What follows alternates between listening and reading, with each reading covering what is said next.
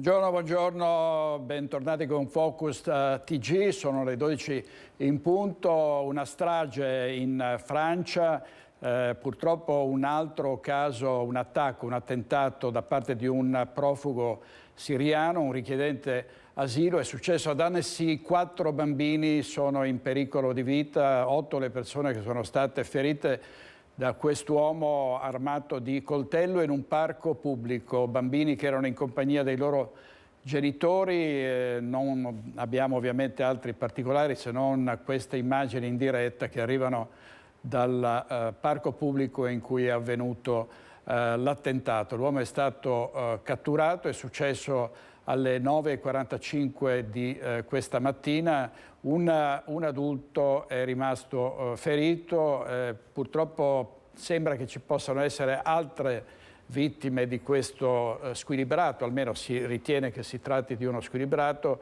che ha attaccato improvvisamente la gente nel parco pubblico in questa amena città della Francia. Ovviamente è un fatto che stanno riportando tutti i telegiornali e tutti i giornali online. Veniamo alla cronaca dal Veneto e vediamo gli sviluppi dell'inchiesta sulla morte, sull'uccisione di Anika Panfile, che è stata uccisa e gettata nel Piave. Vediamo il servizio della nostra redazione di Treviso. Anika quel giorno ha incontrato il suo assassino, probabilmente lo conosceva, con lui aveva un appuntamento. Questa è una delle piste seguite dagli investigatori, un omicidio che potrebbe essere maturato per una questione economica, forse un debito, ma il condizionale rimane d'obbligo. Certo è che si tratta di un delitto di impeto, non sarebbe stato premeditato, forse una lite violenta terminata con l'uccisione della 31enne. Poi il killer si sarebbe disfatto del corpo gettandolo nelle acque del Piave, dove è stato ritrovato 3 giorni dopo. A dare l'allarme era stato proprio il compagno di Anika, non avendola più vista tornare a casa. Era andata a lavoro presso l'abitazione di Franco Battaglia, dove svolgeva periodicamente le pulizie.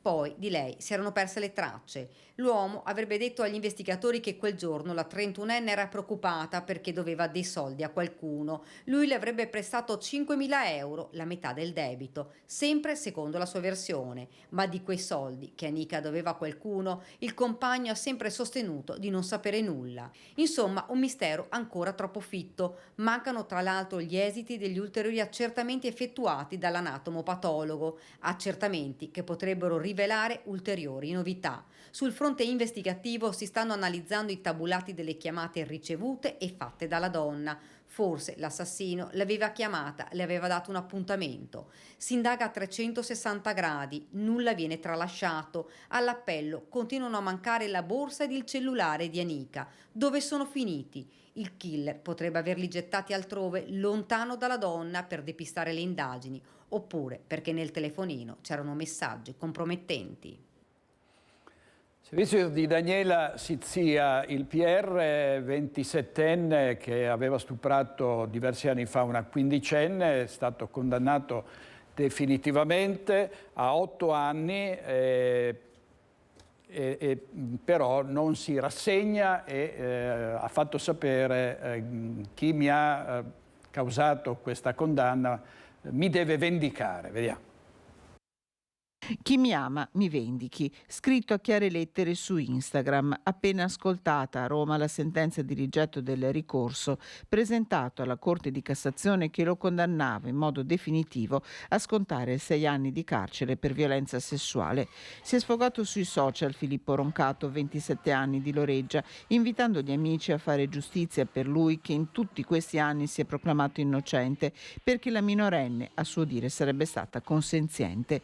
I fatti risalgono al 21 agosto 2015. Il giovane, all'epoca dei fatti 19enne, PR della discoteca Baita al Lago di Castelfranco Veneto, incontra una quindicenne nel locale con un'amica. Qui lui abusa di lei, mentre un amico del PR, anche lui condannato per violenza privata, tiene ferma l'amica della vittima che vorrebbe correre in suo aiuto. 8 anni e 3 gradi di giudizio dopo, la condanna per Roncato diventa definitiva, con pena confermata per il PR in primo e secondo grado. Su Instagram, accanto alle foto di feste e viaggi, da martedì sera compare la sua rancorosa amarezza. Il 27enne accusa la giustizia italiana, parla di un accanimento che dura da quasi 10 anni, un processo palesemente falsato con inquinamento di prove in ogni sede, aggiungendo: mi vogliono massacrare, mi vogliono privare della mia libertà.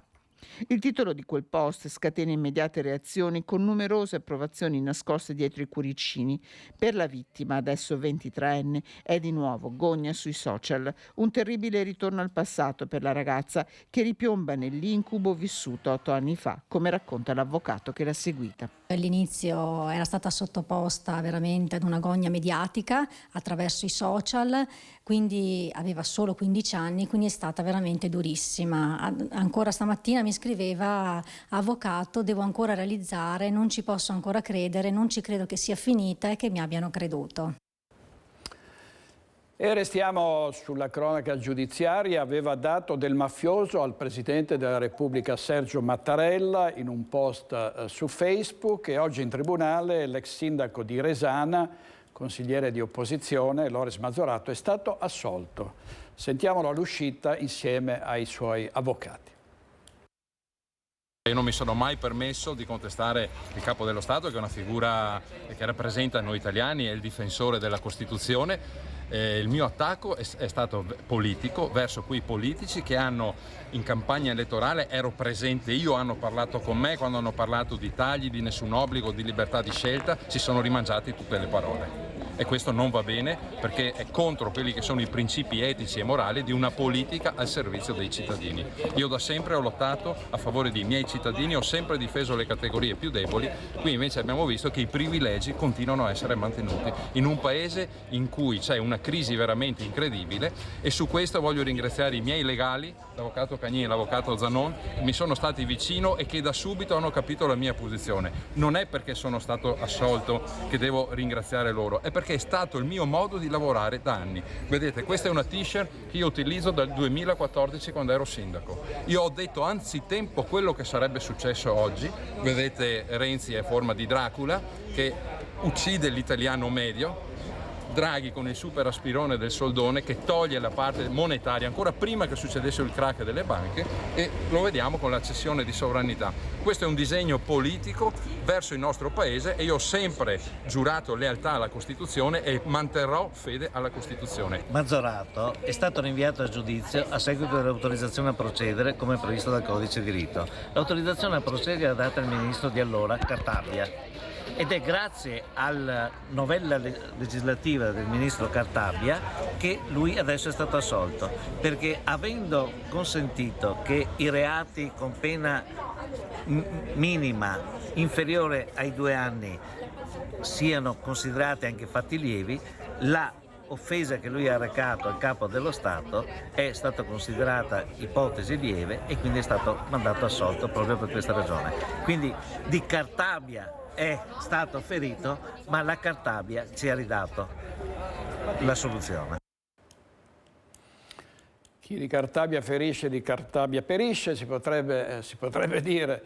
Vediamo intanto Loris Mazoratto, l'ex sindaco di Resana, lo ricorderete anche nelle proteste dei risparmiatori truffati dalle banche popolari, proprio in prima linea, in mutande. In genere si presenta in mutande per dire siamo rimasti così nudi di fronte a quanto è accaduto.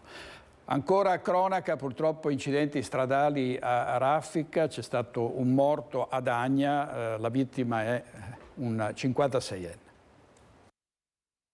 Un impatto violento contro un platano dopo aver perso il controllo della sua auto. Angelo Canato, 56enne di Agna, ha perso la vita ieri sera mentre stava percorrendo la strada provinciale 3 che attraversa il centro abitato del suo paese.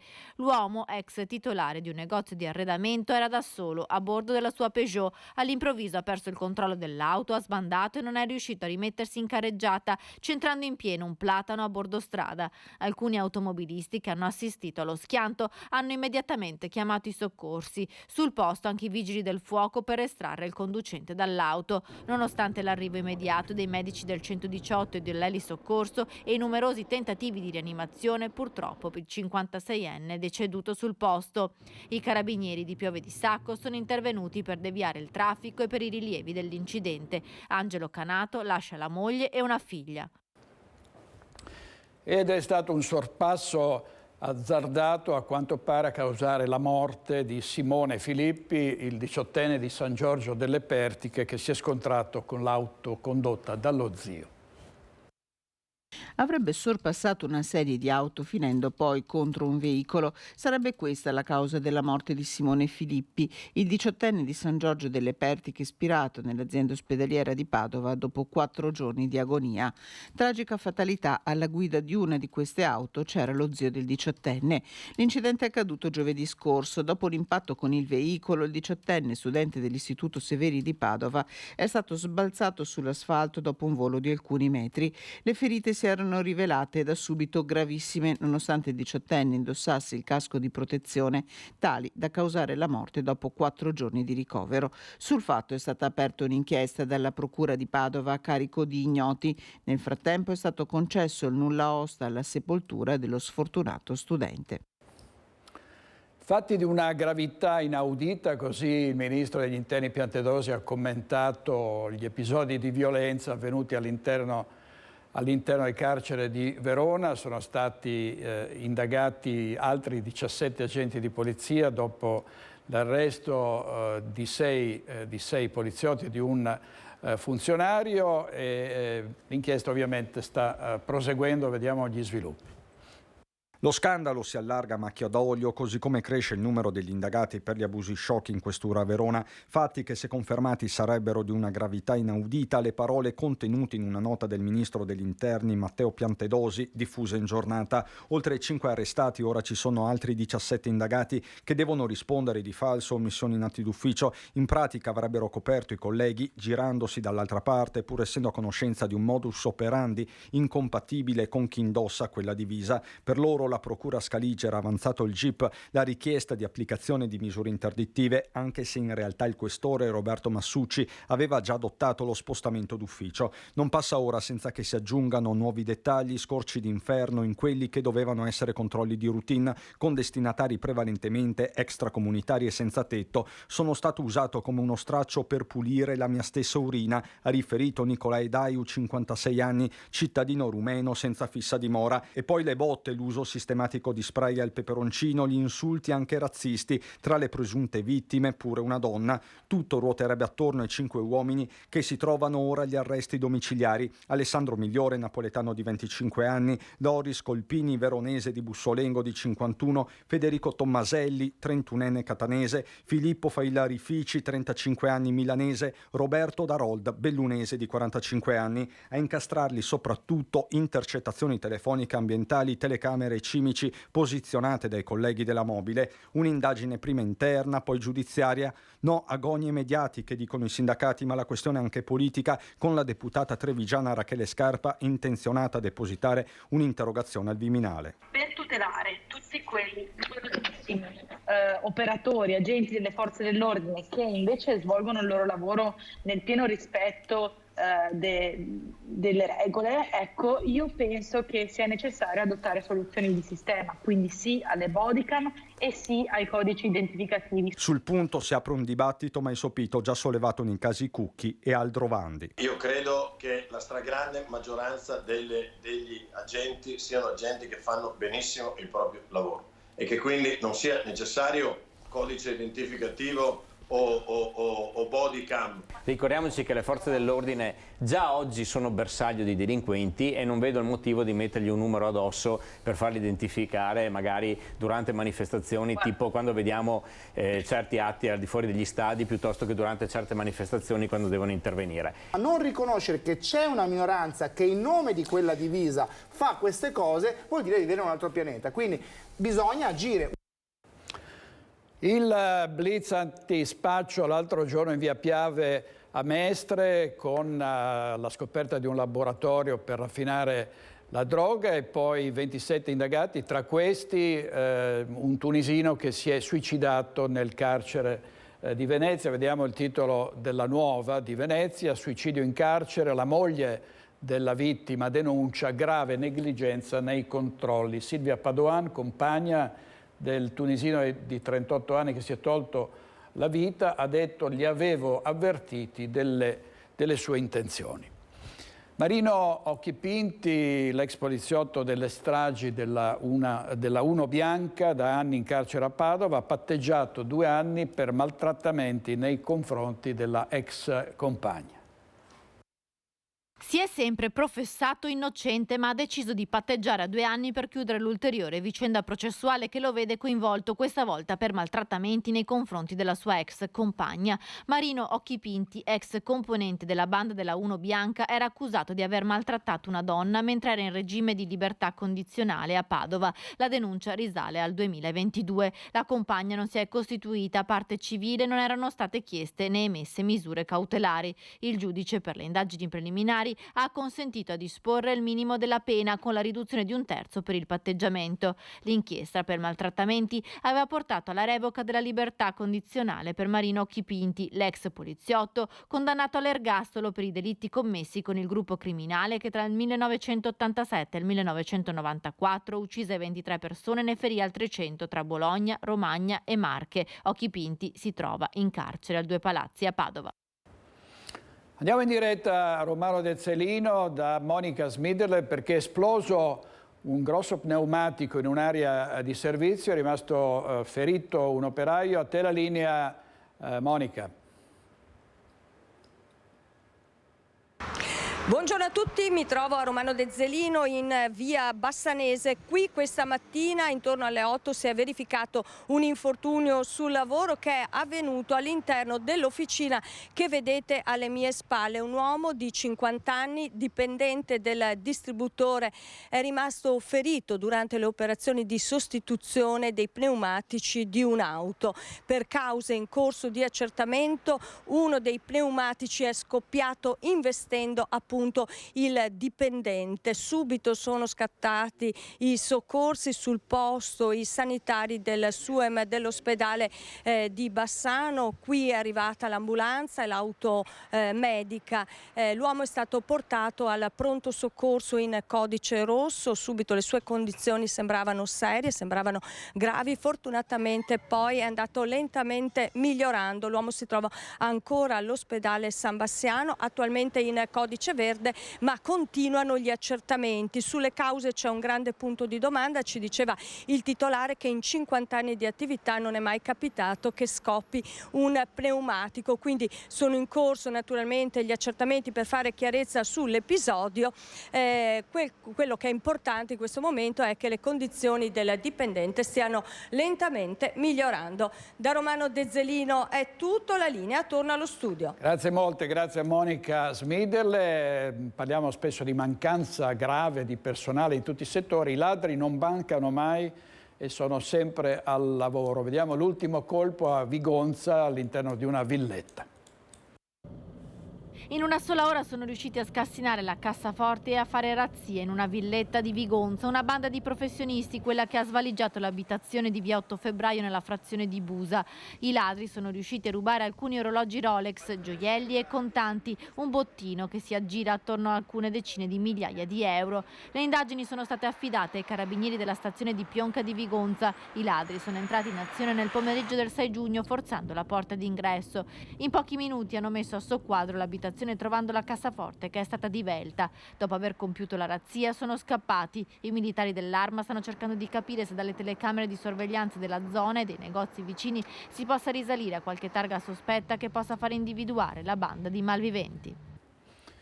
Massimo Zen, l'ex guardia giurata che nel 2017 tentò di fermare un comando di banditi esplodendo un colpo contro la loro auto e uccidendo uno dei malviventi, è ancora in attesa di essere trasferito in carcere. Ha detto che spera di andare in un carcere vicino a Cittadella dove vive. L'altra sera a Focus abbiamo sentito la sua la sua voce su questo caso che sta alimentando una polemica sulla legittima difesa, su una condanna secondo molti ingiusta nei confronti di Massimo Zen. Sentiamo il consigliere comunale di Bassano del Grappa, Roberto Campagnolo.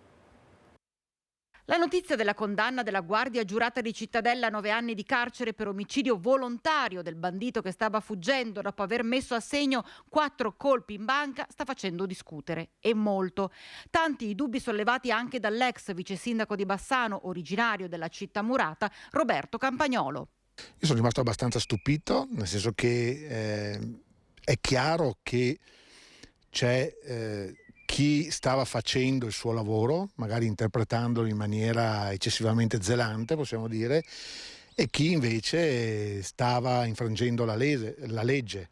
Aveva rubato un'auto, aveva fatto 3 o 4 rapine a bancomat, eccetera. Quindi ci sono parti in gioco che hanno ruoli nettamente diversi e sinceramente non ho capito perché è stata confermata questa cosa, che io trovo discutibile, quantomeno discutibile per quello che posso capire e pensare da cittadino sbagliata, tenendo presente che la stessa magistratura, pur avendo confermato nei primi 2 gradi la condanna, in questa fase con il procuratore generale aveva chiesto di rivedere il processo. Quindi ecco, e poi se guardiamo anche la storia di vicende di questo tipo, ci sono atteggiamenti e comportamenti diversi. Sicuramente 9 anni di carcere per una cosa di questo tipo mi sembrano sbagliati, eccessivi, e quindi sarebbe bene cercare di capire cosa è successo e correggere questa cosa. Non si sa ancora in quale carcere sarà portato Massimo Zen, ma nelle carceri, come abbiamo visto anche a Verona, la situazione è molto difficile ed è stata una giornata da dimenticare, quella dell'altro ieri nel carcere di Santa Maria Maggiore, dove alcuni detenuti stavano per scatenare una rivolta, problemi e difficoltà che vengono denunciati da tempo anche a livello governativo. Vediamo. Dopo la morte del 39enne tunisino che si è tolto la vita nel carcere maschile veneziano, si è rischiata una rivolta da parte dei detenuti. Ma questo non è stato l'unico episodio della giornata. Secondo quanto riferito dai sindacati, infatti, un detenuto, dopo un alterco con un familiare durante un colloquio, avrebbe aggredito un poliziotto mandandolo all'ospedale. La situazione, denunciano, è sempre più insostenibile sia per i detenuti che per gli agenti. Dentro il carcere di Santa Maria Maggiore c'è una situazione veramente gravissima. Abbiamo una carenza di personale che va oltre il 40%, non abbiamo più personale di sostegno, che ieri forse sarebbe stato importante per questo detenuto avere anche una spalla su cui appoggiarsi. Ecco, io penso che quello che è accaduto ieri deve interrogarci tutti, ma tutti, perché non è soltanto una morte che forse solo la moglie piangerà, è una morte di una violenza che non ha pari. Non è più possibile assistere appunto a violenze così forti all'interno del carcere, sia riguardo i detenuti ma riguardo anche alla polizia penitenziaria. Va fatta una formazione per la polizia penitenziaria permanente, sempre. Ancora una volta il messaggio va al governo, che investa di più sulla assunzione di personale, sulla formazione e sulla ristrutturazione di quegli ambienti, che sono anni che chiediamo una seria ed adeguata ristrutturazione. Non si può morire così dentro un carcere, non si può. Servizio di Ilaria Marchiori, restiamo a Venezia, andiamo all'isola del Lazzaretto Nuovo, dove questa mattina si sta svolgendo l'incontro La pandemia vista con gli occhi della storia, viaggio della sanità pubblica nei tempi e nei luoghi delle grandi malattie. Tra i presenti il presidente dell'Istituto Superiore di Sanità Silvio Brusaferro, e ci colleghiamo in diretta con Filippo Fois. A te la linea, Filippo. Buongiorno da Venezia, abbiamo il piacere di avere ospite con noi il professor Silvio Brusaferro, presidente dell'Istituto Superiore di Sanità. Come ne usciamo dal Covid? Oggi se ne parla tra l'altro in uno scenario che ci ricorda come fu gestita la pandemia ai tempi della Serenissima. Voi avete intitolato questo incontro La pandemia vista con gli occhi della storia. Come ci vedranno tra un secolo? Io credo che oggi è un momento molto bello perché si coglie attraverso la storia del nostro Paese, della sanità pubblica, dove il nostro Paese ha avuto ed ha un ruolo importante, si coglie appunto come determinate misure, penso alle quarantene, penso ai sistemi di monitoraggio internazionale che si sono evoluti nel tempo, oggi rappresentano una continuità e sono strumenti con i quali è stata gestita anche questa pandemia. Quindi guardare nei secoli scorsi come i nostri antenati della Serenissima affrontavano questo tipo di problematiche è un modo per cogliere una continuità nella storia. Cosa abbiamo imparato da questa pandemia? Una delle cose più importanti credo sia quello che è molto importante investire nella prevenzione e di investire anche quando i problemi non li vediamo. Quindi in realtà la prevenzione è uno strumento potentissimo che noi abbiamo per le malattie infettive ma per tutte le patologie e poterla mettere in campo e quando agisce tendenzialmente tende, quando ha successo, a rimuovere il problema.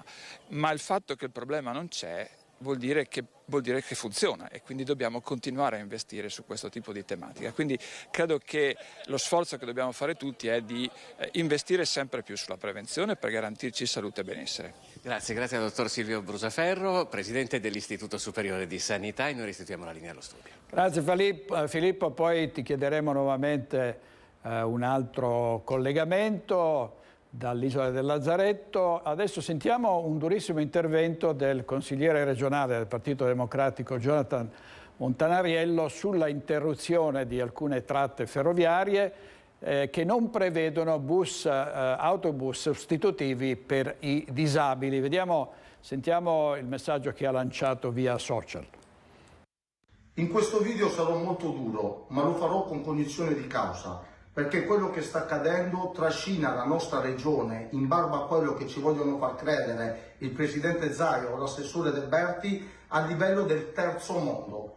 Vergogna a chi sta concependo questo sistema di trasporto e di infrastrutture. Appare questo avviso dove dice che le famose tratte di competenza regionale, quelle ferroviarie di competenza regionale, quelle che questi mesi hanno dato spettacolo facendo parlare di sé per i loro continui ritardi e disservizi, annunciano che ci saranno nella loro competenza sistemi territoriali SPA, leggete, Infrastrutture Venete SRL, quindi aziende 100% controllate dalla regione, di proprietà della regione, con la governance nominata dalla regione e che rispondono al bilancio consolidato della regione, ci vengono a dire che per i prossimi 3 mesi in alcuni casi ci saranno dei lavori su queste tratte ferroviarie e quindi i mezzi saranno sostituiti con i bus, però dicono attenti, vi avvisiamo già che il trasporto di bici a sé non sono accessibili agli utenti su sedia a rotelle.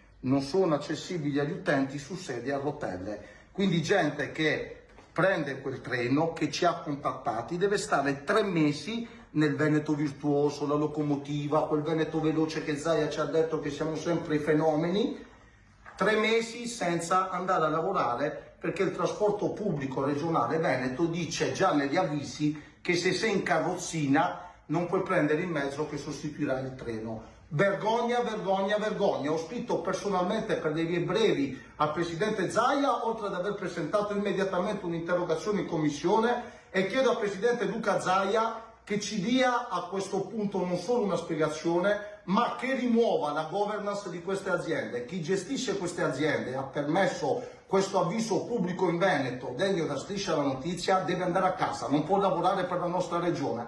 Noi siamo una regione inclusiva dove la mobilità è un diritto per tutti.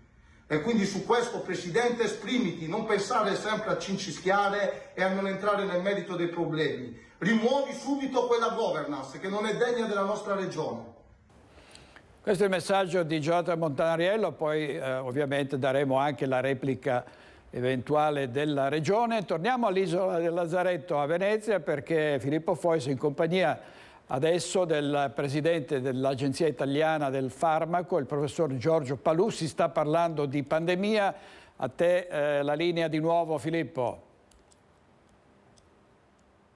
Buongiorno da Venezia, siamo in compagnia di Giorgio Palù, presidente dell'Agenzia Italiana del Farmaco, che ringraziamo della sua pazienza anche per essersi fermato con noi. Tra poco ci sarà un importante convegno su come verrà visto dal punto di vista storico il Covid. Già però ci troviamo in un luogo che ci parla di come era stata affrontata la pandemia ai tempi della Serenissima. Diciamo che Venezia secoli fa aveva già visto tutto, i procuratori di San Marco, il Green Pass, le quarantene, i 2 lazzaretti, quello per gli appestati e quello per i possibili contagiati. Quindi è un esempio di sanità pubblica ante litteram che dovremmo tenere ben presente. Quindi, che figura abbiamo fatto noi invece durante la pandemia? Ma adesso non buttiamoci sempre la croce addosso. Vabbè, io non lo dico a voi. Era un virus del tutto nuovo, una malattia nuova, ha colpito per prima l'Italia, regioni con una densità antropica elevata, quindi una diffusione rapida.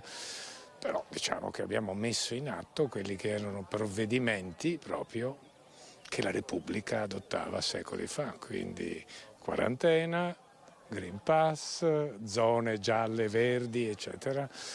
Ecco, forse a parlare di errori o di quello che è successo, probabilmente ci siamo trovati scoperti con la sanità territoriale, che era un presidio che tra l'altro questa regione più di ogni altra ha mantenuto, quindi senza intasare i pronti soccorsi, perché poi da lì il virus si è diffuso rapidamente. Se ci fosse un'altra, naturalmente incrociando le dita, ci fosse un'altra emergenza simile, oggi saremmo molto più preparati.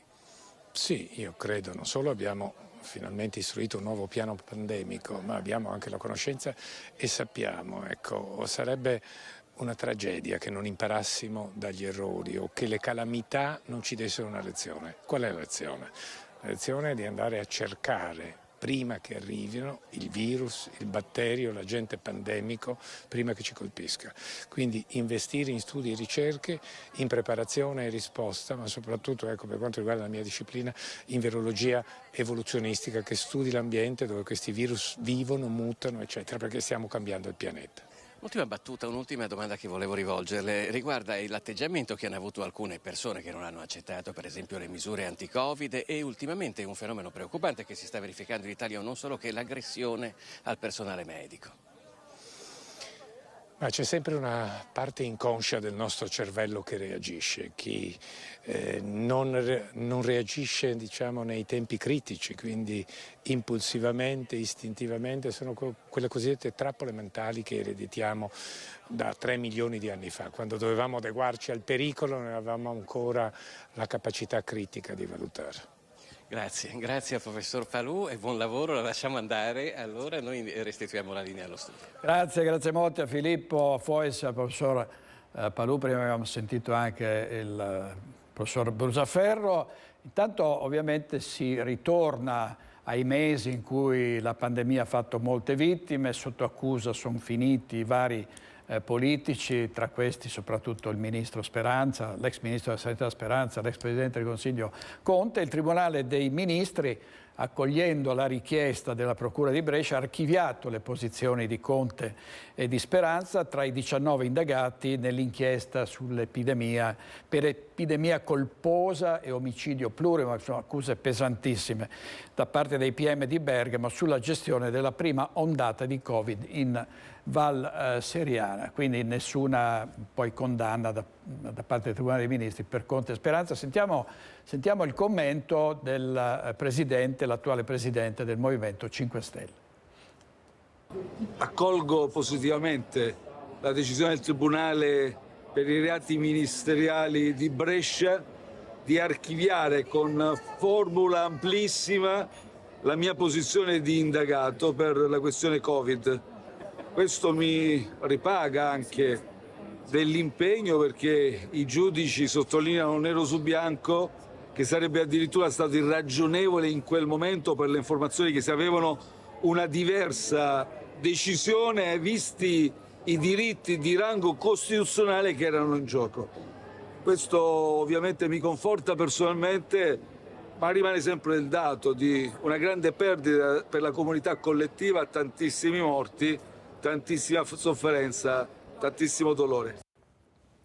Questa mattina in regia Focus TG Andrea Basso con Matteo Matteo Pizzaia. Vediamo la missione del sindaco di Vicenza, Giacomo Possamai, a Roma per affrontare il problema dell'alta velocità. Pare ci siano state delle risposte positive per il sindaco riguardo alle modifiche che vorrebbero apportare a Vicenza sul tratto Vicenza Ovest. Sentiamo.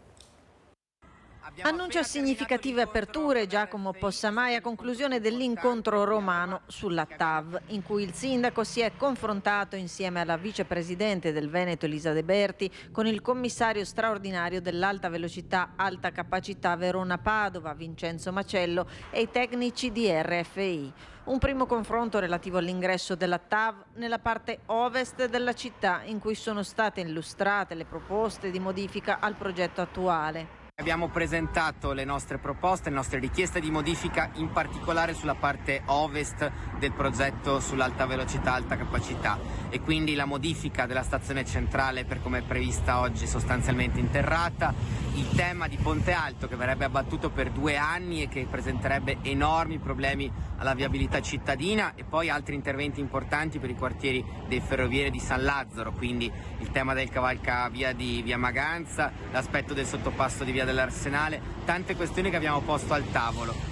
Abbiamo raccolto disponibilità da parte di RFI a discutere, ad approfondire, quindi c'è la possibilità di dialogare, come aveva detto anche il ministro Salvini qualche settimana fa, e di chiedere modifiche importanti. E già lunedì 12 giugno a Vicenza ci sarà un nuovo incontro con il commissario Macello nella sede della provincia, insieme agli altri sindaci del territorio interessato dal tracciato.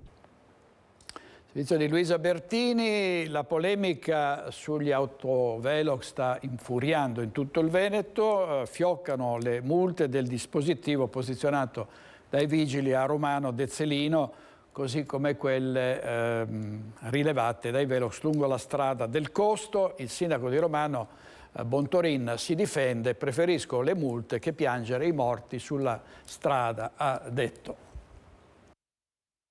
Il tema degli autovelox si rompe anche nella politica nazionale, con il ministro Salvini che proprio oggi in aula alla Camera ha dichiarato che i velox devono essere strumenti di utilità nel salvare vite e non usati per fare cassa. Intanto nel Bassanese infuria la polemica, con gli automobilisti sempre più arrabbiati per i rilevatori di velocità posizionati a Romano, lungo la Valsugana, ma anche per quelli che si trovano sulla strada del Costo.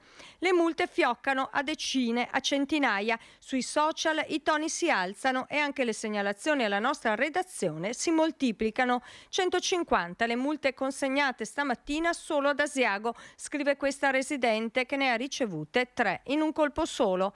Il sindaco di Romano respinge le accuse di voler rimpolpare il bilancio del comune proprio con le entrate delle multe e difende la sua scelta: meglio qualche sanzione in più che piangere morti sulla strada. La velocità in quel punto è molto elevata, il Comune di Romano ha il progetto che sta per essere approvato dagli organi competenti con un autovelox fisso. Chiedo a tutti di stare attenti alla velocità, perché il fatto che ci possa essere un solo ferito grave o peggio ancora un morto è un qualcosa dalla quale non si può più tornare indietro, mentre una sanzione ricorda a tutti noi che ogni tanto magari incappiamo in qualche errore. E sull'ormai famosa foto che immortala l'auto della polizia locale di Romano semi nascosta rispetto all'autovelox, il primo cittadino precisa: verificherò con la mia polizia locale quella foto sia stata fatta in un momento particolare o se era un modus operandi, agirò di conseguenza all'interno di quella che è la struttura comunale, ma quello che mi sento di dire poi è l'effetto, quindi l'effetto del controllo. L'effetto del controllo deve essere di deterrenza, quindi di dover rallentare in determinati punti, e spero che sia stato raggiunto in parte, perché adesso che se ne è parlato così tanto, che almeno la statale 47 si sappia che in qualche punto viene controllata la velocità e di conseguenza si moderino i nostri comportamenti, soprattutto quando si tratta di schiacciare sull'acceleratore. La maggioranza di commercianti ed esercenti a Bassano di Grappa è favorevole alla pedonalizzazione, ma molti temono che i tempi possano essere piuttosto lunghi. Sentiamo il servizio di Vanessa Banzato. La pedonalizzazione sicuramente è un aspetto positivo per far crescere una città.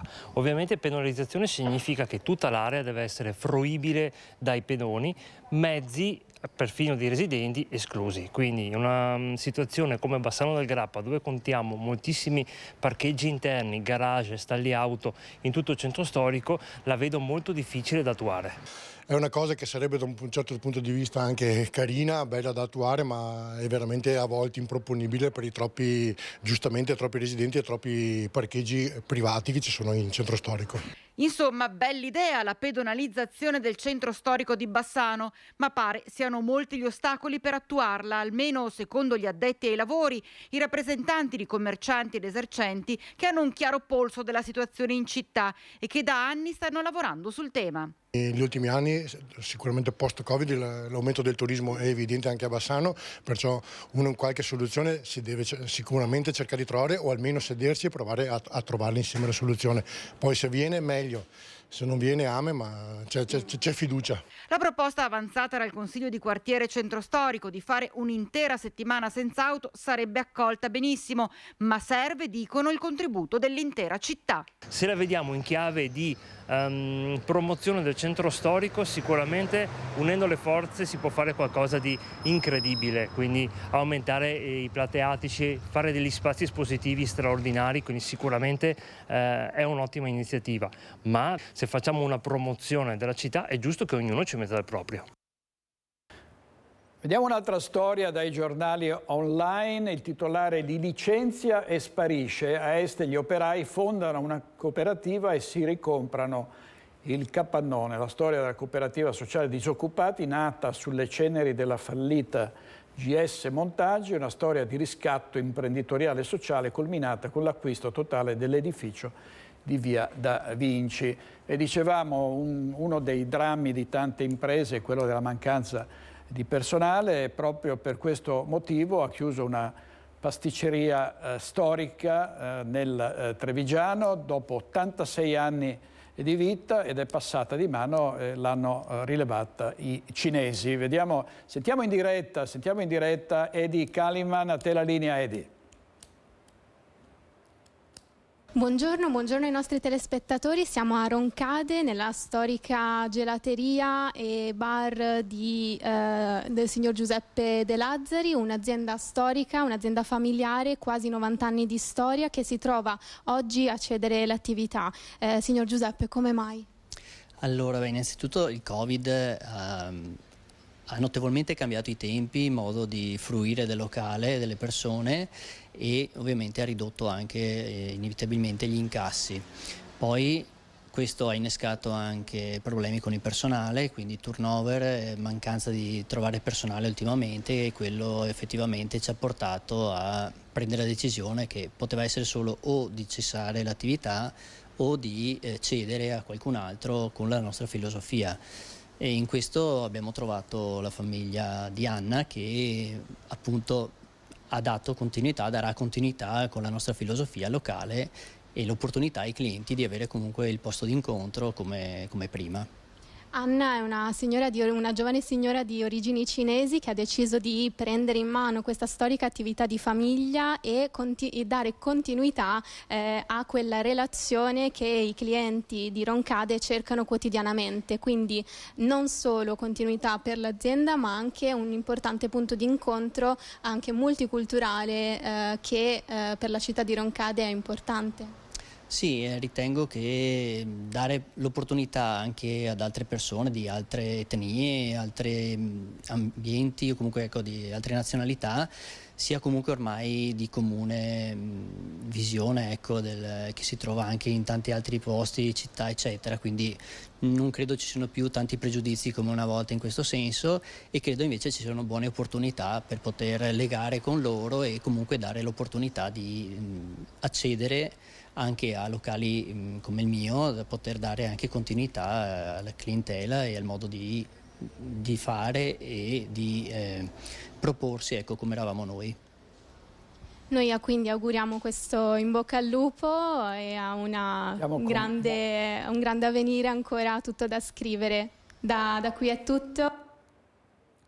Grazie Edi Kaliman in diretta da Roncade. Già sul ring a 24 ore dall'inizio del mandato Mario Conte e con l'opposizione, ovviamente ci sono appena si insediano i sindaci si ritrovano con i problemi che Mario Conte da sindaco riconfermato conosceva bene, ma adesso la notizia dell'aumento del trasporto pubblico a Treviso fino al 33% ha fatto scaldare gli animi. Per il presidente di MOM Giacomo Colladon si tratta di aumenti inevitabili, ma l'opposizione protesta e non ci sta.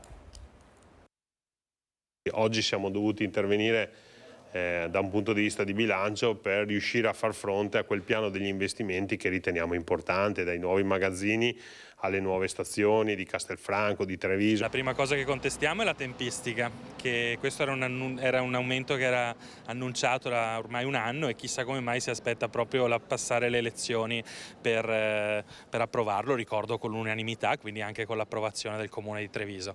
E poi contestiamo il fatto che in questo periodo, quindi un anno di tempo, non si sia cercato delle soluzioni alternative. Primo scontro tra maggioranza e opposizione. Il nuovo mandato Conte si apre con una notizia destinata a suscitare polemiche: l'aumento di 50 centesimi del prezzo del biglietto dell'autobus, che da 1,50 € passa a 2 € dal 1° di luglio. Aumenti che a cascata si applicano ai carnet, che passano da 8 a 11 € e agli abbonamenti, con rincari fino al 33%.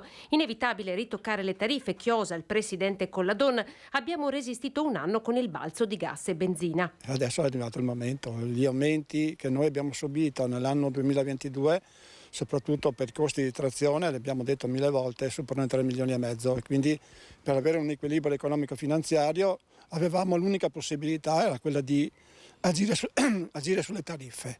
Noi abbiamo un altro filone importante che è il Fondo Nazionale Trasporti, ma questo non dipende da noi e quindi questo era l'unico modo. Possibile invece per il consigliere Zabai, che ricorda come la partecipazione della Regione al Fondo per il Trasporto Pubblico si fermi a 6,5 milioni di euro, quando in Emilia arriva fino a 100 milioni, in Lombardia sale fino a 600. A questi aumenti, secondo il consigliere di opposizione, avrebbe dovuto corrispondere una rivoluzione del servizio. Non può più essere semplicemente un attraversamento di un trasporto interurbano, ma deve avere un proprio servizio urbano di trasporto più cadenzato e con mezzi più piccoli. Ma questo ormai è una cosa che purtroppo diventa quasi una banalità dirlo, ma dopo 20 anni ancora siamo qua a discuterne. Pronti a fare marcia indietro già da gennaio, replica Conte, se i costi dovessero rientrare e le utenze aumentare.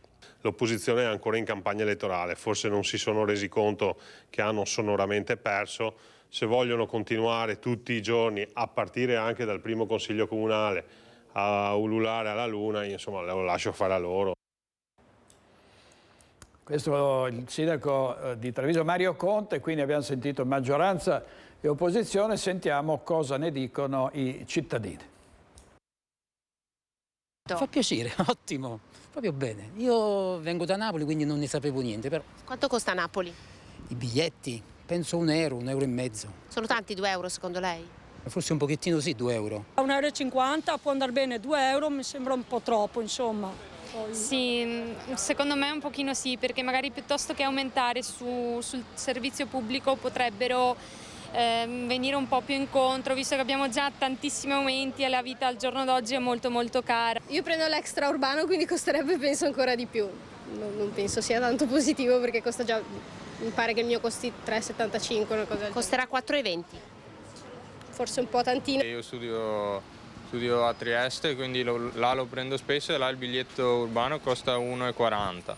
Anche là l'hanno aumentato di 5 centesimi, però l'hanno aumentato. E oggettivamente 2 euro è un po' tantino per un urbano. 2 euro secondo lei è un prezzo equo per un viaggio? No, mi sembra abbastanza sostenuto, 2 euro un biglietto, una corsa.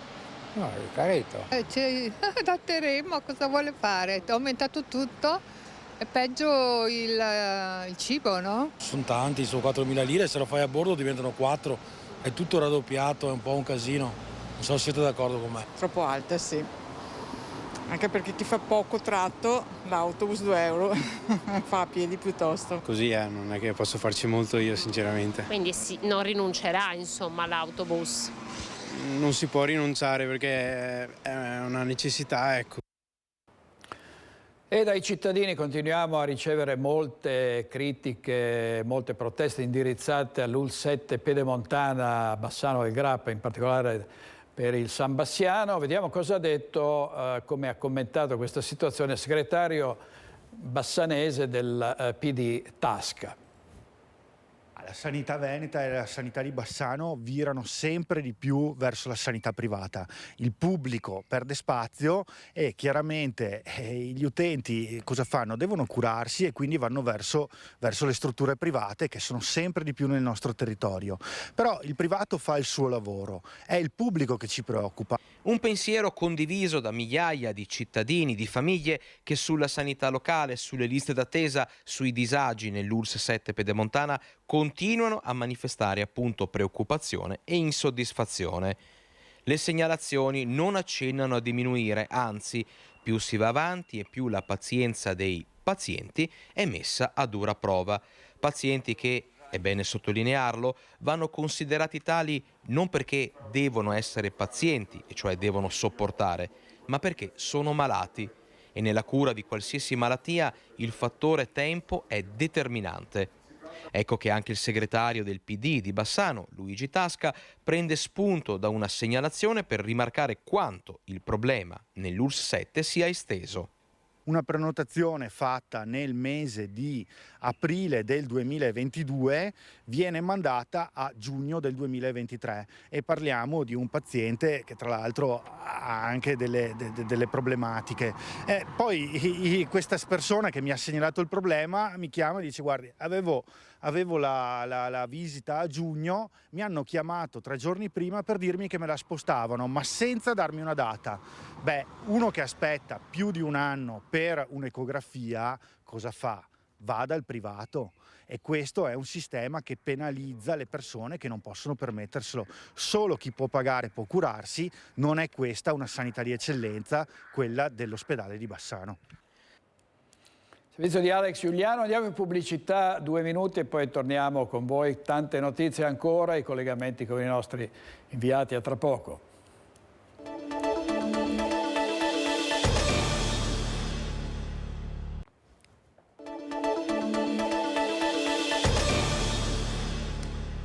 Eccoci qua di nuovo in diretta. Ieri sera a Focus attorno alle 22:15 abbiamo parlato con Roberto Marcatto. Il titolo era sulle violenze, sul degrado, su tanti problemi di cui purtroppo stiamo riferendo anche nei nostri telegiornali, ma a Marcatto abbiamo chiesto qualcosa sulla sua candidatura a segretario regionale della Lega al prossimo congresso, di cui ancora non si conoscono i dettagli, non si sa quando si svolgerà. Sentiamo cosa ha detto l'assessore allo sviluppo economico della Regione del Veneto. Sentiamo. La Lega per molti anni, perché non in linea con la segreteria nazionale. No? Cosa sta accadendo?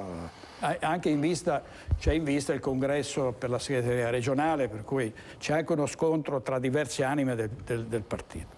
Sì, in realtà è che dopo tutti questi anni di commissariamenti uno immaginava che si potesse arrivare a un congresso che è il momento più alto di democrazia di un partito, tra l'altro partito popolare, popolano come il nostro.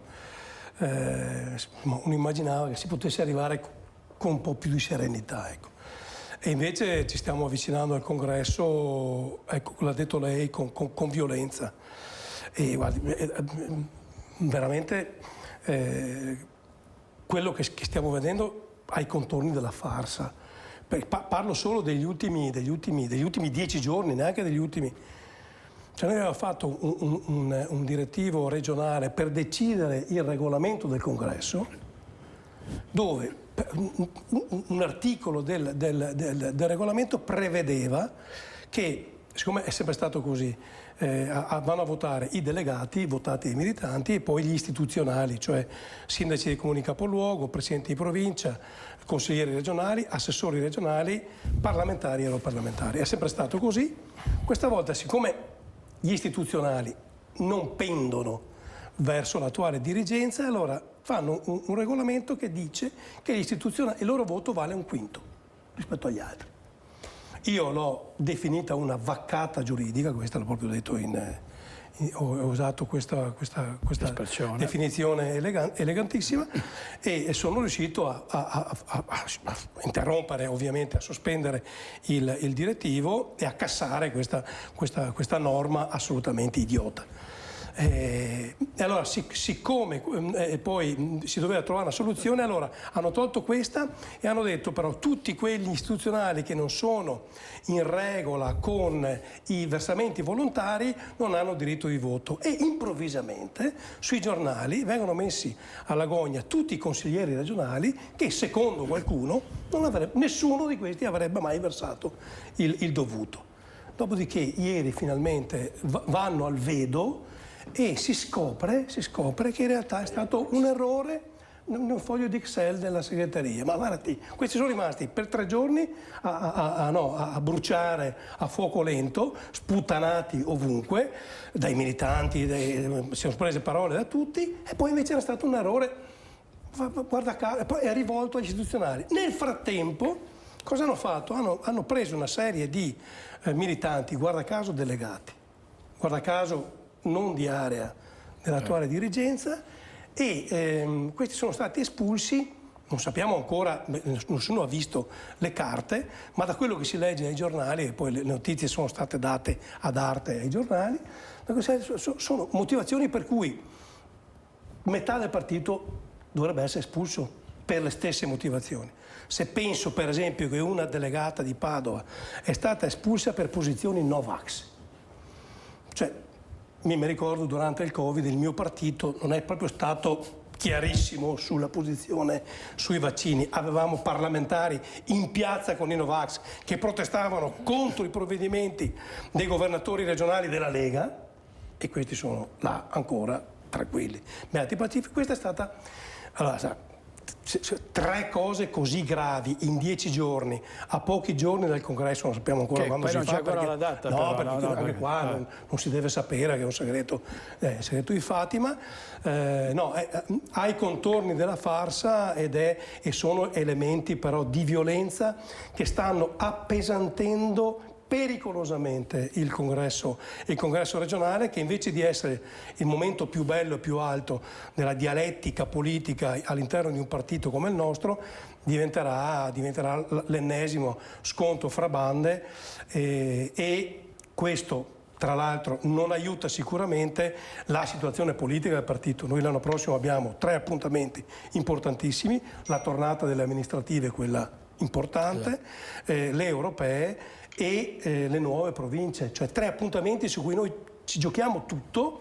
Siamo stati umiliati da Fratelli d'Italia, che ci ha superato alla grandissima, e noi invece di dire qual è il partito che vogliamo, che cosa vogliamo fare per ritornare ad essere il partito che eravamo fino a 2 anni fa, non 30 anni fa, 2 anni fa ricordo che io, candidato della Lega, sono stato il più votato del Veneto. Ecco, invece di fare questo, il problema è massacrare chi non è nella dirigenza.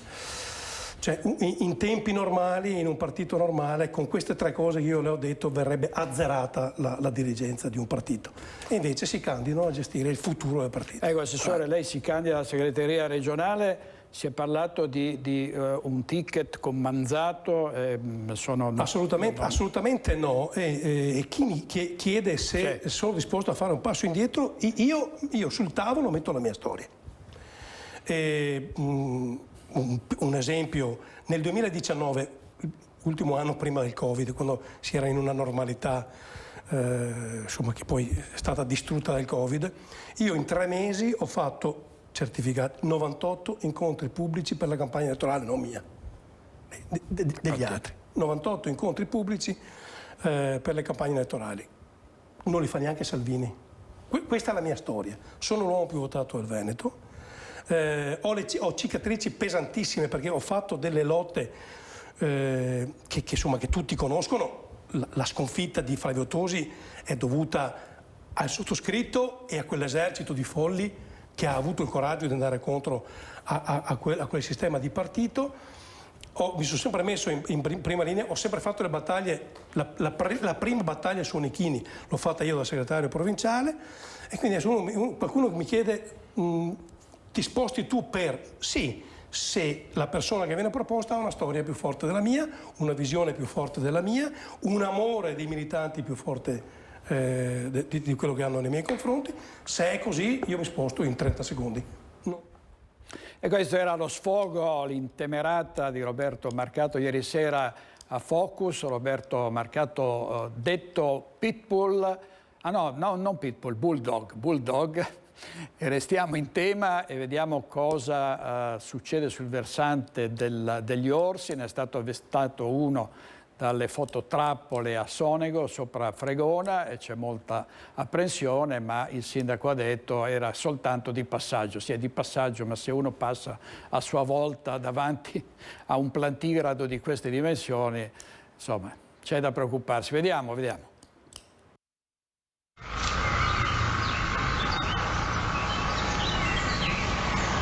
È questo l'orso ripreso sulle prealpi trevigiane il 27 maggio. Erano quasi le 19 di sera quando è stato ritratto da una fototrappola sopra l'abitato di Sonego nel comune di Fregona. È un orso bruno, un esemplare maschio di pochi anni che vagava sul sentiero che sale al Monte Pizzoc.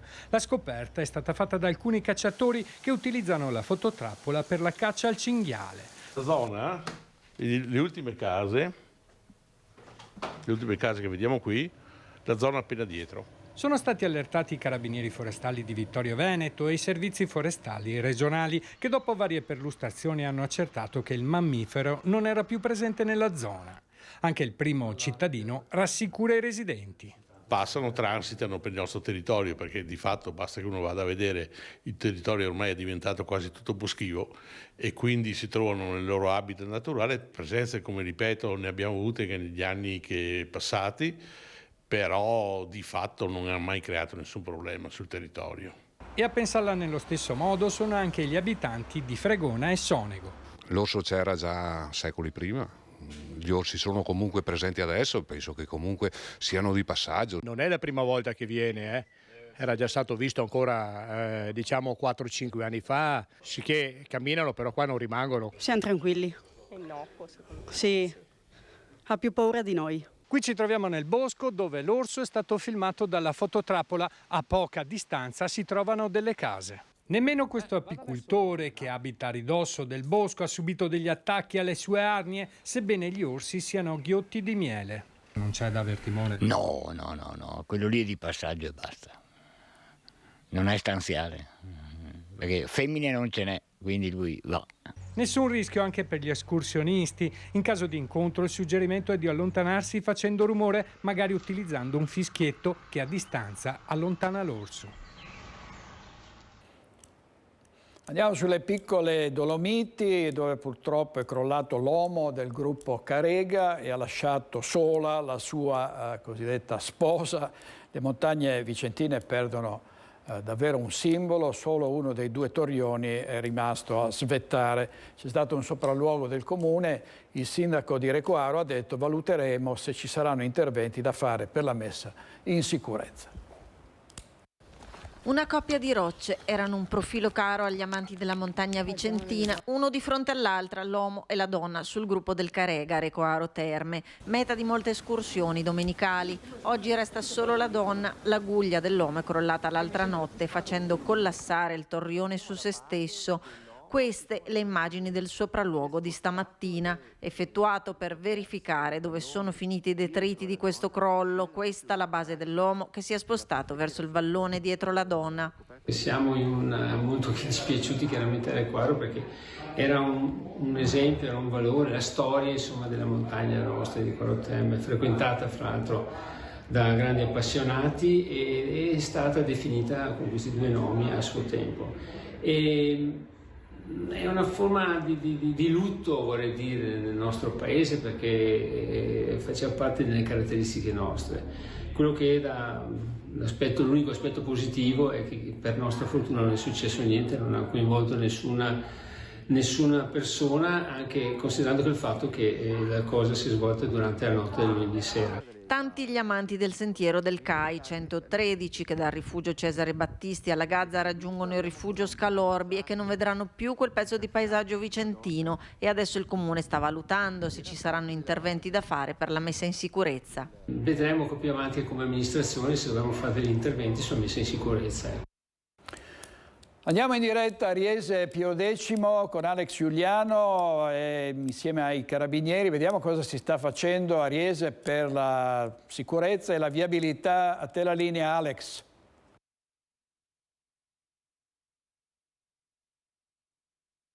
Un buongiorno allo studio, un buongiorno ai nostri telespettatori. Ci troviamo alla stazione dei Carabinieri a Riese Pio X in compagnia del Maggiore Enrico Zampolli. Perché, intanto buongiorno Maggiore, grazie per la sua disponibilità. Perché temi di attualità ce ne sono tanti che riguardano la sicurezza e noi, visto che il meteo è così clemente, ci si avvicina al periodo estivo, al periodo delle vacanze, ne approfittiamo per dare qualche consiglio importante a chi si appresta a lasciare il proprio domicilio, la propria abitazione per appunto recarsi nei luoghi di villeggiatura. Parliamo di sicurezza, quali sono, Maggiore, i consigli da seguire? Beh, innanzitutto per quanto riguarda le abitazioni, quello di provvedere, che può sembrare un consiglio ovvio ma va sempre tenuto presente, quello di provvedere alla chiusura di infissi, porte e attivazione di sistemi di allarme, quindi sempre, ecco, per una maggior tranquillità anche nelle vacanze, provvedere a questi piccoli accorgimenti che sono comunque importanti. Ecco, il consiglio è anche quello di evitare di far sapere pubblicamente di una lunga assenza, quindi postare fotografie particolari sui social che facciano capire l'assenza dei proprietari delle abitazioni, e certamente contiamo, come spesso avviene anche in questo territorio, nella collaborazione dei cittadini. Quindi il consiglio è sempre quello di chiamare l'utenza 112, avvisare di eventuali autovetture o persone sospette nei pressi di abitazioni, non avere paura di disturbare, perché noi saremo ben lieti di intervenire e verificare queste presenze che ci vengono segnalate. Dunque non esitare nel contattare, nel relazionarsi con l'Arma dei Carabinieri, in generale con le forze dell'ordine. Altro tema importante quando si avvicina l'estate, ma non solo, è quello della sicurezza stradale. Anche qui, Maggiore, com'è la situazione nel territorio e quali sono in questo caso precauzioni e accorgimenti da seguire? L'Arma dei Carabinieri nella provincia di Treviso è molto impegnata su questo tema di prevenzione e di sicurezza stradale. Effettuiamo regolarmente, soprattutto intensificando nei fine settimana, controlli dedicati proprio a prevenire sinistri, quindi in particolar modo controlli riguardanti le guide in stato di ebbrezza, le sostanze stupefacenti, che spesso possono sembrare e sono cause di incidentalità. Soprattutto nei fine settimana, ma anche nei periodi di esodo, saremo particolarmente impegnati su tutte le strade del territorio. E in chiusura, altro tema di stretta attualità, soprattutto nel periodo post-pandemico. Adesso chiederemo al Maggiore se il problema è ancora così presente, quello delle truffe non solo online, ma proprio truffe ai danni degli anziani, ai danni anche dei cittadini magari un po' più superficiali, che non approfondiscono bene quelli che sono poi gli approcci con appunto questi tentativi di truffa. In questo caso il territorio come sta rispondendo e l'Arma dei Carabinieri cosa fa? L'Arma dei Carabinieri è impegnata massicciamente su questa tematica, sia in ambito preventivo. Nell'ambito della provincia di Treviso sono state numerosissime gli incontri con gli anziani nei centri di aggregazione, dove sono state sensibilizzate le persone proprio su quelle che sono le modalità più comuni attraverso le quali vengono consumate truffe, soprattutto in danno di fasce deboli. E parallelamente, dall'altro ambito, anche più prettamente repressivo, con indagini che hanno visto l'Arma procedere nei confronti di numerosi soggetti autori di truffe in danno di anziani, non soltanto in danno di fasce deboli, ma anche nel contesto di truffe online che soprattutto nel periodo post-pandemico sono state in aumento, sono state registrate una recrudescenza. Quindi anche in questo sono stati deferiti all'autorità giudiziaria numerosi responsabili. E allora potremo riassumere il tutto con nel dubbio chiedetelo appunto ai carabinieri, rivolgetevi all'Arma per una maggiore sicurezza. Io ringrazio il maggiore Enrico Zampolli, da Riese Pio X è tutto, restituiamo la linea. Grazie ad Alex Giuliano, Andrea Basso e Mattia Pizzaia questa mattina in regia. Facciamo un salto a Trieste perché c'è la vicenda che riguarda la scomparsa di Liliana Resinovic, poi ritrovata morta in un boschetto. Si è in attesa che la Procura di Trieste decida se archiviare l'inchiesta per suicidio, che sarebbe davvero una decisione inspiegabile a mio giudizio, lo dico da vecchio cronista, oppure se andare avanti con l'inchiesta. Intanto l'amante di Lili Resinovic è stato convocato in questura perché Sebastiano Visentin, il marito della vittima, ha detto che bisogna perquisire i suoi appartamenti e le sue cantine. Vediamo. Niente, noi anziché andare al bar a bere un caffè, ecco, ci nascondevamo, esatto, agli occhi indiscreti. Lei aveva le chiavi delle cantine anche? Noi avevamo le chiavi, punto, tutto là. La cantina è di proprietà di altre persone. La cantina è la soffitta come nido d'amore. L'amante amico di Liliana Resinovic, Claudio Sterpin, ha spiegato così la funzione di questi luoghi. Un posto dove stare lontano da occhi indiscreti per stare insieme a Liliana. Era stato proprio il marito della 63enne di via Verrocchio a chiedere, tramite i microfoni di Tele4, che Sterpin chiarisse l'utilizzo di questi immobili. Che la questura chieda a Claudio per cosa li usava. Così aveva detto Sebastiano. La cantina e la soffitta in questione rimangono nel mistero, visto che Sterpin è stato vago nell'indicare, quantomeno noi giornalisti, l'esatta ubicazione di queste stanze. Io avevo anche le chiavi di una cantina ma questo succedeva nei primi mesi del 21, quando serviva, ecco, una chiave per avere accesso a una cantina e a una soffitta. A Trieste. Cantina e la soffitta, ce n'è una e una, ecco, assomigliano pari pari al pulmino Volkswagen o alla nostra sede, uguale, gemello, come intenzione della società in via Pondares. Ecco, quando ti trovavi, anziché andare al bar lì, dove tutti ti vedono, andiamo piuttosto là che siamo solo noi due. Ma oggi era anche il giorno della convocazione in questura di Claudio Sterpin per una querela che lo stesso ex podista aveva fatto nei confronti di Sebastiano Visentin e del suo avvocato Paolo Bevilacqua. Abbiamo parlato della querela che io ho fatto e basta, ho ribadito quello che ho detto nella querela. Io ho fatto una querela ai carabinieri nei confronti di Sebastiano e il suo avvocato, che in una puntata di quarto grado mi hanno dato del matto, eccetera, appunto, tutto qua. E continua, insomma, il botta e risposta di Visentin e Sterpin, una vicenda interminabile.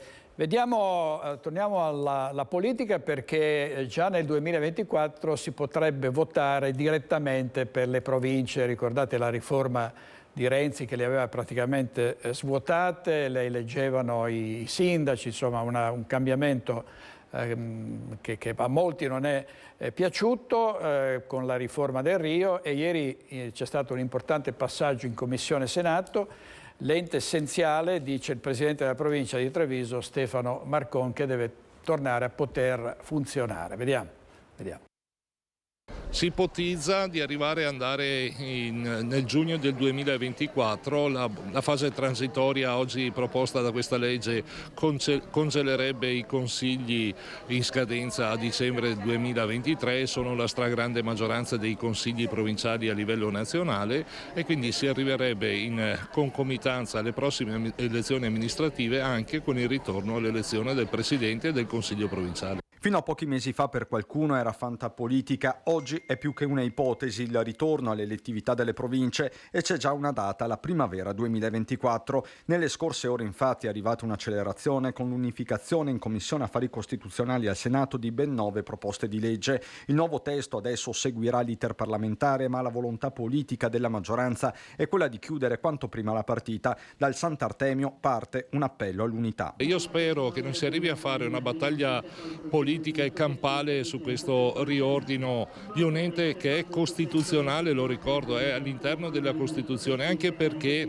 tutte le forze politiche che oggi stanno governando le province, perché siamo della Lega, del PD, di Forza Italia, di Fratelli d'Italia, abbiano la consapevolezza di quanto serva ai territori tornare ad avere una piena rappresentatività ed operatività. Operatività che viene ribadita anche dal direttore generale dell'ente, soprattutto su edilizia scolastica e viabilità. Abbiamo dimostrato anche negli anni più difficili, subito dopo la legge del Rio e quando prima anche del referendum costituzionale, come l'esistenza di un ente intermedio fra i comuni e la regione sia essenziale. Ora si guarda a Roma e al provvedimento. Il nodo da sciogliere, come sempre, è economico. Nel disegno di legge ci sono due parti. La prima è quella legata agli organi e quindi al ritorno all'elezione diretta. La seconda parte è quella della ridefinizione delle funzioni.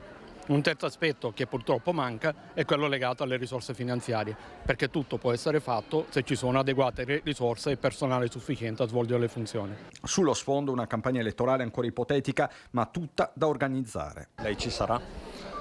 Noi siamo qui, io sono un sindaco fino al 2025, vedremo cosa succederà. E questo era il presidente della provincia di Treviso, Stefano Marcone, anche sindaco di Castelfranco. Andiamo adesso in diretta a Vicenza al processo Miteni. C'è stata un'udienza sulla opposizione alla richiesta di archiviazione delle indagini sui danni alla salute degli ex lavoratori dell'azienda chimica contaminati dalle sostanze FAS prodotte e lavorate nel sito di Trissino. CGIL e le associazioni ambientaliste in presidio davanti al Tribunale per chiedere che vengano accertate le responsabilità. Ci colleghiamo in diretta con Luisa Bertini. Sì, buongiorno a voi, buongiorno ai nostri telespettatori. Siamo sotto al Tribunale di Vicenza. Come vedete alle mie spalle un presidio degli ex lavoratori della Miteni, così come delle associazioni ambientaliste, delle Mamme No FAS e della CGIL, perché oggi c'è la prima udienza sull'opposizione alla richiesta di archiviazione delle indagini sui danni alla salute degli ex lavoratori miteni. Ora sono in compagnia con il segretario provinciale di Vicenza della CGIL, Paolo Zanni. Oggi il presidio e che cosa è la prima udienza?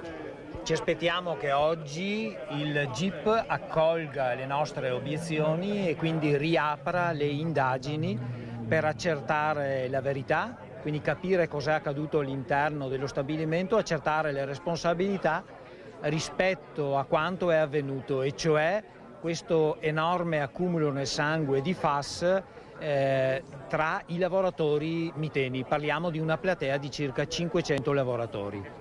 Ecco, l'anno scorso la richiesta di archiviazione alla quale voi vi siete opposti. Ci siamo opposti alla richiesta di archiviazione perché riteniamo che non siano stati approfonditi tutti gli aspetti e che non siano stati considerati gli ultimi studi circa le correlazioni tra la presenza di FAS nel sangue e le patologie.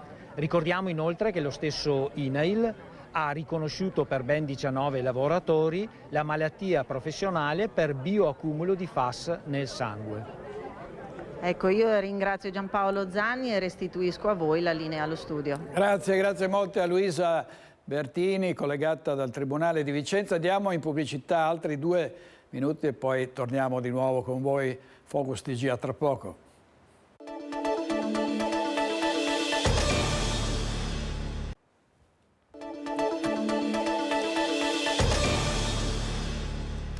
Migliaia di pellegrini in arrivo a Padova per la festa del Santo il 13 giugno, martedì prossimo, e noi la seguiremo in diretta dall'alba al tramonto, ed è l'occasione anche per festeggiare i 125 anni del giornale della Curia, Il Messaggero di Sant'Antonio. In diretta da Padova c'è Chiara Gaiani.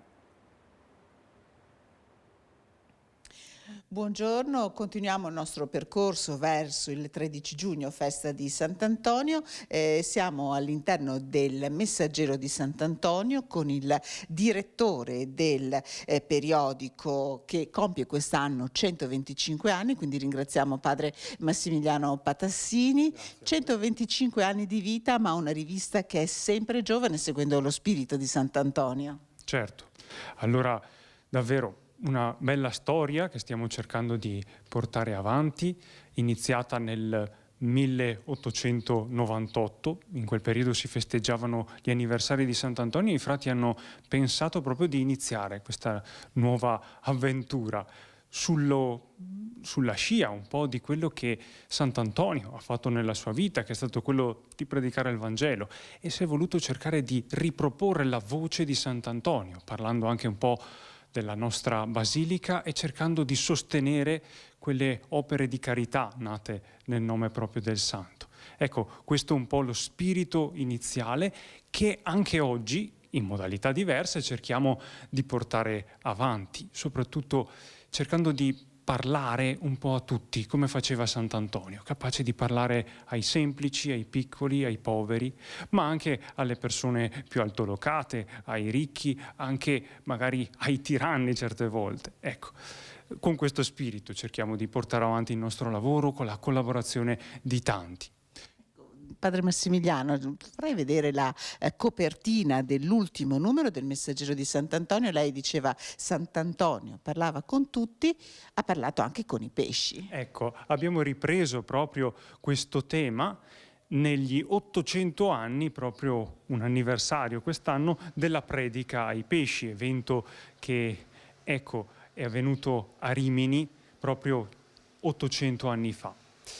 E Antonio si rivolge ai pesci perché non ascoltato dagli abitanti di Rimini, e avviene questa cosa che un po' richiama anche a quello che lo stesso San Francesco aveva fatto con la predica agli uccelli. Si rivolge a queste creature e i riminesi rimangono colpiti da questo fatto ed iniziano ad ascoltarlo. Se vogliamo è questo il vero miracolo, il cambiamento del cuore degli abitanti di Rimini, che a quel punto davvero ascoltano la voce di Sant'Antonio e ci sono grandi importanti conversioni. Questo ci dice che possiamo partire anche da cose piccole per iniziare qualcosa di nuovo, un cambiamento nuovo. Ed è questo un po' il tema poi di questo giugno antoniano che stiamo vivendo anche qui in Basilica. Un'ultima cosa, e quali sono adesso le sfide che vede davanti a sé il Messaggero di Sant'Antonio, che tra l'altro è stato un mezzo di collegamento straordinario nei periodi difficili della pandemia? Beh, allora, chiaramente la sfida è sempre quella di cercare di raggiungere le persone, no? C'è tanto bisogno da parte dei nostri lettori, anche che ci viene comunicato dai tanti devoti anche del santo o anche semplicemente dall'umanità che ci circonda, di punti di riferimento, di qualcuno che dica una parola buona, una parola anche di speranza, che dica una parola che aiuti proprio a vivere in questa realtà, a riconoscere questa realtà, a comprendere, a districarsi un po' anche nella complessità di quello che stiamo vivendo. È quello che cerchiamo di fare con le nostre riviste, è quello che cerchiamo di fare anche attraverso i nuovi mezzi anche di comunicazione. C'è tutto un altro spazio che è quello del web, dei social, che cerchiamo di frequentare, e anche lì ci sono delle interessanti esperienze, degli interessanti incontri che possiamo fare. Allora ringraziamo davvero Padre Massimiliano Patassini, direttore del Messaggero di Sant'Antonio. Ringrazio anche Federico Civotto per la collaborazione tecnica e da Padova restituisco la linea allo studio. Grazie a Chiara Gaiani. Vediamo una notizia appena arrivata, è la prima pagina online del Corriere delle Alpi. Domegge di Cadore precipita nel rientro da una escursione notturna. Grave un escursionista del posto che ha sbagliato traccia ed è caduto nella zona di Montanelle. È stato soccorso con l'elicottero di Trento in volo notturno. Bisogna sempre stare molto attenti in montagna. E intanto il mese di maggio non è stato dei migliori a causa del meteo, ma alla vigilia del Corpus Domini le previsioni meteo sono da tutto esaurito. Previsioni meteo e anche previsioni dei flussi turistici. Vediamo. Jesolo si prepara alla terza delle festività care ai turisti tedeschi, con un'occupazione media nelle strutture ricettive alberghiere che farà registrare ottimi numeri, soprattutto alla luce dell'andamento poco appetitoso nel mese di maggio causa meteo. Le prenotazioni stanno andando in forma eccezionale, siamo verso il tutto completo, diciamo che qualche camera c'è ancora, però ci auspichiamo che da domani, dopodomani, la località sia al completo. L'80% resta clientela di lingua tedesca proprio perché il Corpus Domini è una festa che loro vivono in maniera particolare, con i 4 giorni a partire da mercoledì inizia la festa e quindi la clientela italiana completa nel weekend, il sabato e la domenica, il tutto completo della località. Il 42% di turisti arriverà dall'Austria, il 20% dalla Germania, il 16% dall'Italia, il 3% divisi tra Svizzera e Gran Bretagna. Il rimanente, circa il 19%, da altre nazionalità dell'Est Europa. La stagione si può dire definitivamente decollata anche dal punto di vista del personale. L'emergenza è rientrata, diciamo che si sta ancora cercando qualche figura, però possiamo dire che siamo soddisfatti di tutto quello che abbiamo posto in essere. La campagna lavorare-jesolo.it con l'invio di curricula ha dato notevoli frutti, abbiamo superato i 3.500 curricula e quindi questo ci ha, diciamo, ha portato a una soluzione felice di quelle che sono le scelte per il capitale umano che dobbiamo effettuare per le nostre attività. E chiudiamo con un momento devozionale senza precedenti che si celebrerà tra il 6 e il 15 ottobre prossimi. Sono previste migliaia di persone, si parla di 150.000 presenze a Riese per il ritorno delle spoglie di Papa Pio X, cioè a 120 anni dall'elezione a pontefice di Giuseppe Sarto, il servizio di Sharon Di Carlo. Questo ritorno ce lo fa vedere un po' più da vicino, ce lo fa toccare, abbiamo bisogno anche di queste manifestazioni più fisiche e credo che rivederlo soprattutto nel suo santuario delle Cendrole sarà molto commovente. Sacerdote di Riese, pontefice, santo, tornerà nella sua terra natale Giuseppe Sarto, torneranno a casa le spoglie di Papa Pio X. Per la prima volta nella storia, dal 6 al 15 ottobre, a 120 anni dalla sua salita al soglio pontificio, l'urna che conserva il corpo del santo partirà dalla Basilica di San Pietro a Roma per arrivare poi nella Marca. Arriverà prima a Treviso, sarà ospitato nella cattedrale di Treviso, lui ha avuto compiti in seminario, è stato cancelliere, è stato veramente in questi luoghi ed è bello che possa passare di qua. 24 ore alla cattedrale di Treviso e poi il viaggio verso il comune di Riese Pio X. Nel pomeriggio di sabato 7 ottobre verrà a Riese dove sarà accolto dalle autorità civili e religiose per poi permanere fino a domenica 15 ottobre al santuario della Madonna delle Cendrole dove sarà possibile appunto visitarlo. Dall'8 al 15 ottobre infatti sarà possibile visitare la salma del Papa Santo e non solo. Per l'occasione ci stiamo preparando da più di qualche mese, vorrei dire anno. In particolare è stato effettuato il restauro conservativo completo della casa natale ed è in corso di realizzazione il riallestimento museale del museo adiacente, per cui per l'inizio del pellegrinaggio sarà completamente nuovo e riallestito. Pellegrinaggi, veglie e celebrazioni, un calendario ricco di tappe e appuntamenti consultabili nel sito papapiodecimo.it dove sarà possibile anche prenotare le visite. È tutto per oggi, vi ricordo l'appuntamento con Focus questa sera alle 21:15. Buona giornata a tutti.